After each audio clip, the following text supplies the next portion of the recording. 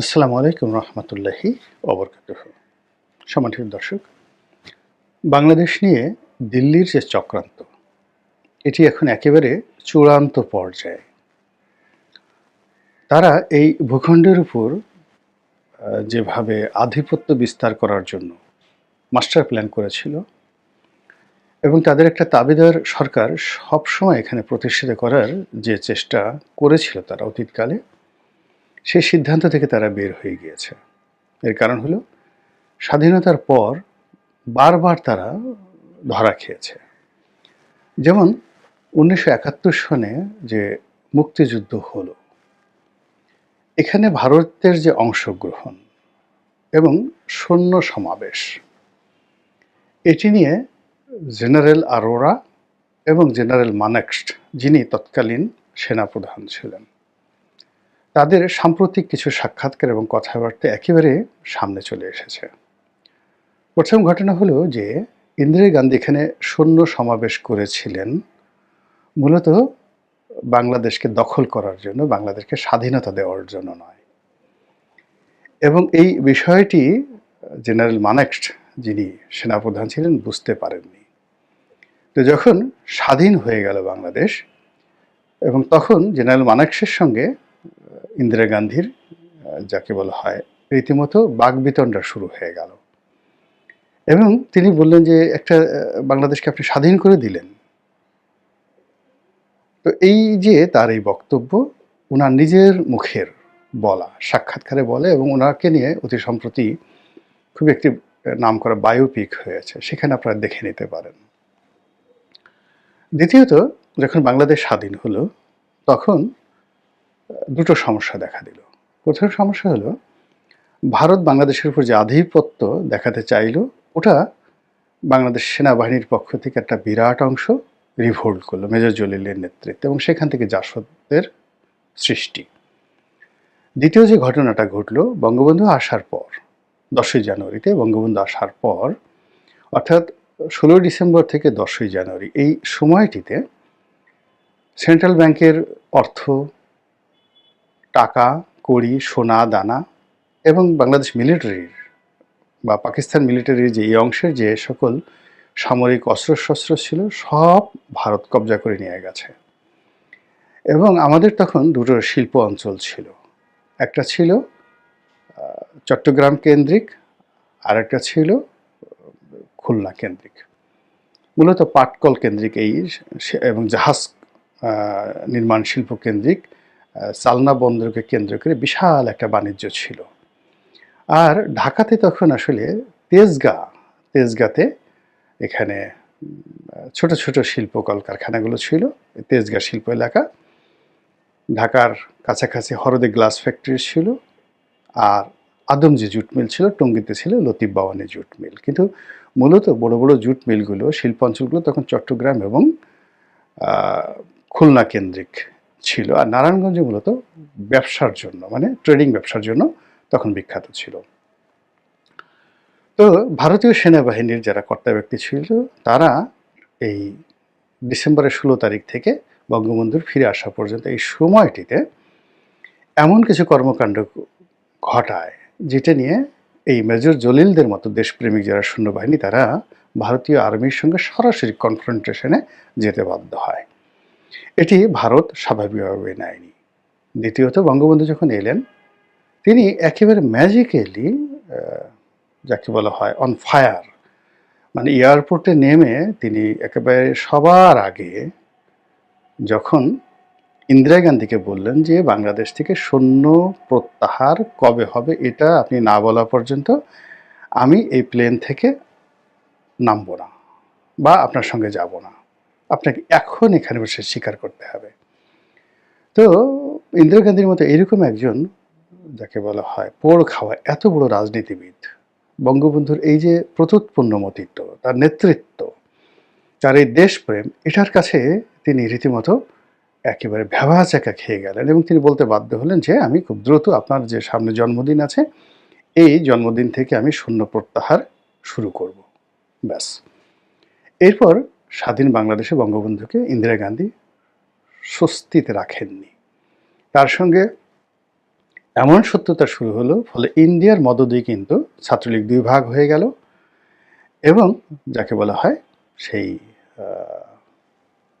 বঙ্গবন্ধুর এগেইনস্টে সিরাজ শিকদার, জাসদ এই সমস্ত শক্তি, পূর্ব বাংলা সর্বহারা পার্টি, তারপরে শেষে আরও অনেক জনযুদ্ধ, এরকম যাকে বলা হয় আন্ডারগ্রাউন্ড পার্টি দাঁড়িয়ে গেল, বিশেষ করে ভারতের সীমান্ত অঞ্চলগুলোতে। নকশাল, যেটা বঙ্গবন্ধু এবং নতুন সরকারের পক্ষে এটা সামাল দেওয়া একেবারেই কঠিন ছিল, যেটা এখন এই মুহূর্তে ধরেন ডক্টর ইউনূস যেই কাজটি পারছেন না। তো যা হোক, ভারত চক্রান্ত করলো বঙ্গবন্ধুকে সরিয়ে দেওয়ার জন্য এবং সেটা তারা সফল হলো এবং পরবর্তীতে যারাই ক্ষমতায় এসেছেন তারা প্রকারান্তে ভারতের দাসত্ব করে, আনুগত্য করে এবং একে অপরের সাথে পাল্লা দিয়ে কে কত বড় দাস বা দাসী হতে পারে এটার পরকাশটা না দেখে কেউ ক্ষমতায় যেতেও পারেনি, থাকতেও পারেনি। এটি হলো নির্মম বাস্তবতা। এবং তার সর্বশেষ বলি শেখ হাসিনা, অর্থাৎ তিনি ক্ষমতায় এসেছিলেন দস্তখত দিয়ে, ক্ষমতায় থেকেছেন দাসত্বের অঙ্গীকার করে, আর প্রতিটি মুহূর্তে চেষ্টা করেছেন দাসত্বের শৃঙ্খল ভেঙে ফেলার জন্য। এবং ভারতের চক্রান্ত, আমেরিকান যে চক্রান্ত, সেই চক্রান্তে তিনি এমন শৃঙ্খলা আবদ্ধ হলেন যে বাংলাদেশ থেকে তাকে শৃঙ্খলাবদ্ধ করে ভারতের একেবারে নাকের ডগায় এমনভাবে নিয়ে গেল যেমন লেন্দুফ দর্জিকে ভারত দিল্লিতে এনে রেখেছিল। এখন শেখ হাসিনার প্রত্যাবর্তন, তারপরে তার ক্ষমতায় আসা, ভারতের দখল করা, বাংলাদেশ স্বাধীন থাকে, এই বিষয়গুলো নিয়ে এমন বিশ্রী এবং বিদঘুটে আলাপ হচ্ছে দেশের ভেতরে, যা কিনা আমাদেরকে রীতিমতো আতঙ্কগ্রস্ত করে তোলে। সবচেয়ে বড় ব্যাপার হলো যে যখন কোনো একটা জিনিস কুক হয়, মানে রান্না হয়, তো সেই রান্নাটা কি রান্না হচ্ছে তার ঘ্রাণ চারিদিকে কিন্তু ছড়িয়ে পড়ে। বাংলাদেশে আগামী দিনে কি হবে এইগুলোর ঘ্রাণ কিন্তু গত ১ বছর ধরেই কিন্তু রাজনীতিতে, অর্থনীতিতে, আকাশে বাতাসে অশনি সংকেত রূপে ছড়িয়ে পড়েছে। যেমন আমরা যেটা দুর্ভিক্ষের দিকে এগুচ্ছি, এটা শেখ হাসিনা কিন্তু বলে গেছেন। তো তখন আমরা ঠাট্টা করেছি, মস্কারা করেছি। এখন আপনি ক্যালকুলেশন করেন যে আমরা আসলে এই যে শস্য আমদানি, শস্য উৎপাদন এবং এই গত ৩-৪ মাসে যে কয়টি প্রাকৃতিক দুর্যোগের মধ্যে পড়লাম, এর ফলে আমাদের যে অর্থহানি, ফসলহানি, প্রাকৃতিক বিপর্যয় থেকে শুরু করে যা কিছু হলো, আপনার কি মনে হয় যে আমরা এই পরিস্থিতি সামাল দিতে পারবো? প্রশ্নই আসে না। দ্বিতীয় যেটি হলো সেটি হলো সেন্ট মার্টিন নিয়ে। সেন্ট মার্টিন নিয়ে গত ১ বছর ধরে খুবই বিশ্রী কথাবার্তা হচ্ছে। সেন্ট মার্টিন দখল করা, লিজ দেওয়া, আমেরিকা এখানে আসবে, ভীষণ রকম আপত্তিকর কিছু কথাবার্তা হচ্ছে। এরপরে পার্বত্য জেলাগুলো নিয়ে, অর্থাৎ চট্টগ্রাম, পার্বত্য চট্টগ্রাম এবং কক্সবাজার নিয়ে একটি নতুন যে রাজ্য বা রাষ্ট্র গঠনের যে একটা চক্রান্ত, মায়ানমারের রোহিঙ্গা জনগোষ্ঠী, তার সঙ্গে চীন, তার সঙ্গে ভারতের কিছু সন্ত্রাসী গ্রুপ, তারা যে দীর্ঘদিন ধরে পরিকল্পনা করে যাচ্ছে, যেটি শেখ হাসিনার জমানার শেষ ৬ মাস থেকে শুরু হয়েছে রক্তক্ষয়ী সংঘর্ষে, এবং এখন যে সেখানে কি হচ্ছে উই ডোন্ট নো। গেল এই মানে সেন্ট মার্টিনের পরে এটা।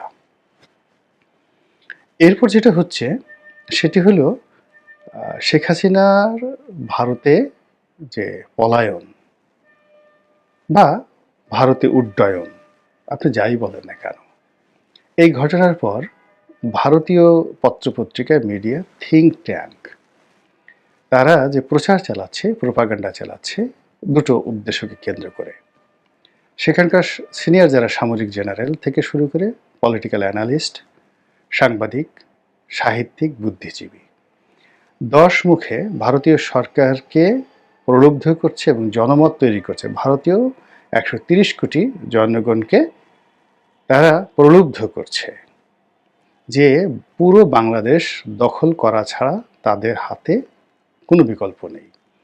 এবং বাংলাদেশকে যদি দখল করা না হয় তাহলে ভারতের অস্তিত্ব থাকবে না, ভারত খণ্ড বিখণ্ড হয়ে যাবে। এবং আপনি চিন্তা করুন, বিশ্বের এত বড় একটি পরাশক্তি, এত বড় বৃহৎ প্রতিবেশী এবং তার দেশের সর্বোচ্চ পর্যায়ের নেতৃবৃন্দ থেকে শুরু করে সামাজিক এক্সপার্ট যারা আছেন তারা এবং দেশের সকল শীর্ষ স্থানীয় নেতৃবৃন্দ এবং পত্রপত্রিকা যদি একযোগে এই প্রচারগুলো করতে থাকে এবং বাংলাদেশের রাজনীতির যারা 35% স্টেক হোল্ডার আওয়ামী লীগ, তাদের অন্ততপক্ষে 1,00,000 শীর্ষ নেতৃবৃন্দ যদি ভারতে এই মুহূর্তে আশ্রয় অবস্থায় থাকে, তাহলে এই ধরনের প্রচার এবং প্রোপাগান্ডা আমাদের জন্য কত বড় অশরী সংকেত, বিস্ফোরা, এটা একবার একটু ভাবার চেষ্টা করুন। দ্বিতীয় যে সমস্যাটা, সেটা হলো তারা এক অংশ বলছে যে পুরো বাংলাদেশ তাদের দখল করতে হবে, আর অপর অংশটি বলার চেষ্টা করছে যে আমরা চট্টগ্রামকে আলাদা করে ফেলবো এবং তারা একেবারে ম্যাপ দেখিয়ে বলছে যে চট্টগ্রামকে যদি আমরা বিচ্ছিন্ন করে ভারতের এই অংশের সঙ্গে অ্যাড করে ফেলি তাহলে ভারতের জিডিপিতে আমাদের এই পরিমাণ লাভ হবে, আমাদের এই ক্ষতি থেকে আমরা বাঁচতে পারবো এবং আগামীতে আমাদের যে বিপদ বিপত্তি রয়েছে চীনকে কেন্দ্র করে সেটি আমাদেরকে আর আক্রমণ করতে পারবে না। এবং এই কথা প্রকাশ্যে সারা দুনিয়াকে জানান দিয়ে ভারতের পত্রপত্রিকা এই প্রোপাগান্ডাগুলো চালাচ্ছে। আর অন্যদিকে কি হচ্ছে, চীন এই বাংলাদেশে তাদের নিজেদের অবস্থান বৃদ্ধি করছে। পাকিস্তান যে গোয়েন্দা সার্ভিস আইএসআই তাদের কর্মকাণ্ড এখানে বাড়াচ্ছে।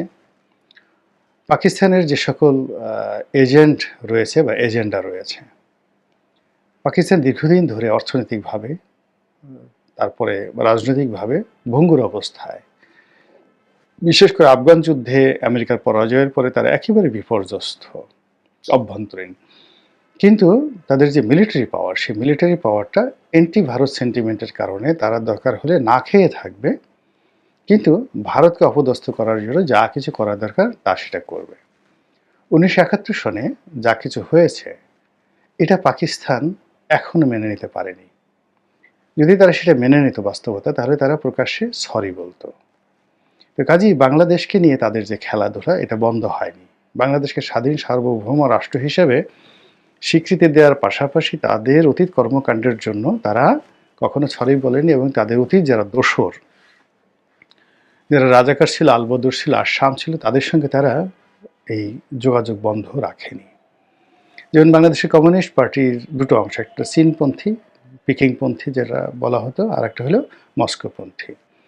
তো এখন কি হলো, এই দুটো দলের সঙ্গেই কিন্তু এই রাশিয়া এবং চায়না অফিসিয়ালি তাদের সম্পর্কটা কাট আপ করে ফেলেছে। এখন রাশিয়া থেকে কোনো অর্থনৈতিক সাহায্য আসে না, পরামর্শ আসে না, পিকিং থেকেও আসে না, এবং তারা এই দেশের কমিউনিস্ট পার্টি যারা নেতৃবৃন্দ রয়েছেন তাদেরকে আর ওই আগের মতো স্কলারশিপ দিয়ে বিভিন্নভাবে তাদের দেশে নেন না। কিন্তু এই যে চীন এবং রাশিয়া যে কাজটি করেছে, সেই কাজটি কিন্তু পাকিস্তান করেনি। পাকিস্তান এখনও পর্যন্ত 71 সালে তাদের যারা বন্ধু ছিল, মিত্র ছিল, তাদেরকে স্টিল তারা মিত্র মনে করে এবং তাদের সঙ্গে সকল রকম সম্পর্ক রক্ষা করে এবং তাদেরকে লজিস্টিক সাপোর্ট এখনও তারা দিয়ে যাচ্ছে। তো কাজেই বাংলাদেশ নিয়ে যে পাকিস্তানের যে খেলাধুলা, এটা আবার এই সময়টিতে এসে শেখ হাসিনার পতনের পর নতুন করে কিভাবে শুরু হয়েছে তার কিছু নমুনা কিন্তু আপনারা দেখতে পাচ্ছেন। এর বাইরে আমেরিকার যে সেন্ট মার্টিন দ্বীপ দখল করা, লিজ নেওয়া, এটা খুব ছোট একটা ঘটনা। তার চেয়ে বড় ঘটনা হলো পুরো বঙ্গোপসাগরের যে নেভাল এরিয়া, এই এরিয়াটাকে তারা নিয়ন্ত্রণ করতে চাচ্ছে। এই জন্য আপনি দেখবেন যে বাংলাদেশে তারা অনেকগুলো দালাল, ফড়িয়া, এনজিও, এদের মাধ্যমে এই বে অফ বেঙ্গল কেন্দ্রিক অনেক আলাপ আলোচনাগুলো তারা করে যাচ্ছে এবং এই বে অফ বেঙ্গলের গুরুত্ব এবং এই বে অফ বেঙ্গলে আমেরিকার উপস্থিতি এবং এই বে অফ বেঙ্গলের যে নিরাপত্তা, এইগুলো বোঝানোর জন্য তারা শত শত কোটি টাকা খরচ করে যাচ্ছে। এবং এই খরচের মধ্যে হঠাৎ করে কোন দিন আপনি দেখবেন যে বাংলাদেশের মহিষীপণে আমেরিকার যুদ্ধজাহাজ এসে উপস্থিত হয়ে আছে, এবং এই কাজগুলো গত 10 বছর ধরে ম্যাটিকুলাসলি আমেরিকার যে গোয়েন্দা সংস্থাগুলো করে আসছে, এবং তাদের অনেকগুলো এজেন্ট এই বাংলাদেশে আছে।